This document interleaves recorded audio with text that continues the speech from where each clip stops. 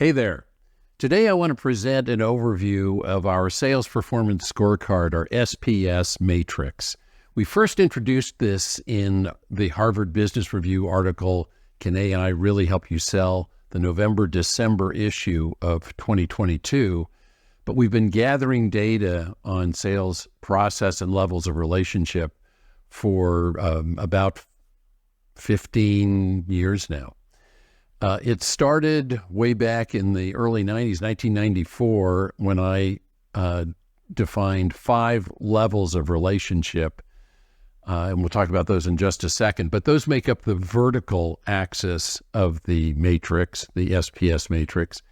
And in 2000, my partner Jim Dickey, for an article he wrote for Forbes magazine, defined the 4 levels of process implementation. And our joke is that it only took us 7 more years to figure out we could put those 2 together in a matrix, which we came out with in 2007, talking about sales relationship versus sales process.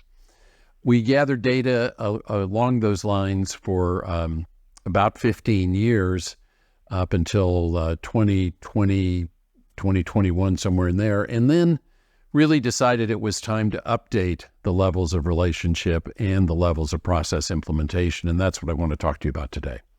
So in this part 1, we're going to talk about the vertical axis, the levels of relationship, and again, going back 30 years to when I first defined those, the 5 levels were approved vendor, preferred supplier, solutions consultant, strategic contributor, and trusted partner, or people often said trusted advisor.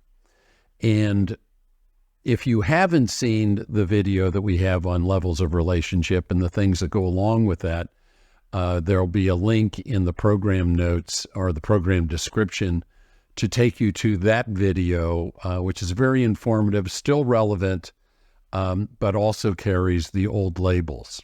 And here today, and what you'll see in our current survey, 2024, are the new labels, and I want to talk about those briefly right now. So we've replaced approved vendor with transactional vendor, and then again we have preferred supplier, solutions consultant, and then we have strategic collaborator, and at the highest level, trusted co-creator.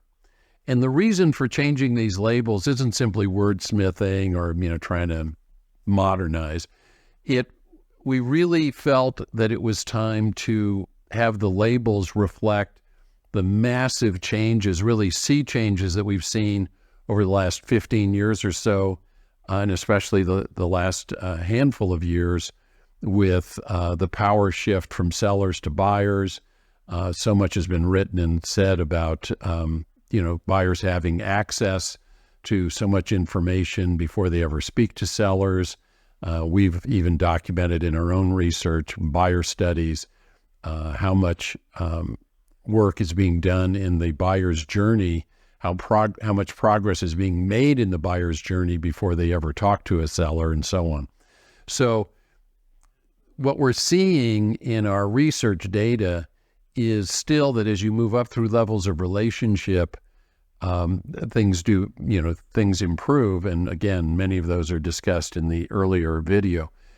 But in addition to that, the nature of the conversation, transactional vendor really means rapid, repetitive, routine. So much of that is now being handled by technology, self-service, e-commerce, and so on. And then moving up to strategic collaborator, we really think that when buyers do engage with sellers, what we found in our buyer study, both in 2018 and again in 2021, 2022, is there are 3 reasons that buyers will want to talk to sellers earlier. One is if it's new to them, if they don't have experience of their own or with an entrenched vendor, that's when they want to talk to sellers. And anything new, a new vendor, a new venture, a new approach, all of those things can be seen as increasing risk, which is the second reason that buyers will engage with sellers. and that is if it will reduce risk, and risk comes in two flavors, either risk or exposure to me personally. If I make a mistake here, it could be a career-limiting move or decision, or if it's risky for my company and or risky for the company. And so that's a second time when they're interested in engaging with sellers earlier and getting more information and collaborating. And the third is if it's a complex situation or decision that needs to be made, solution that needs to be brought in.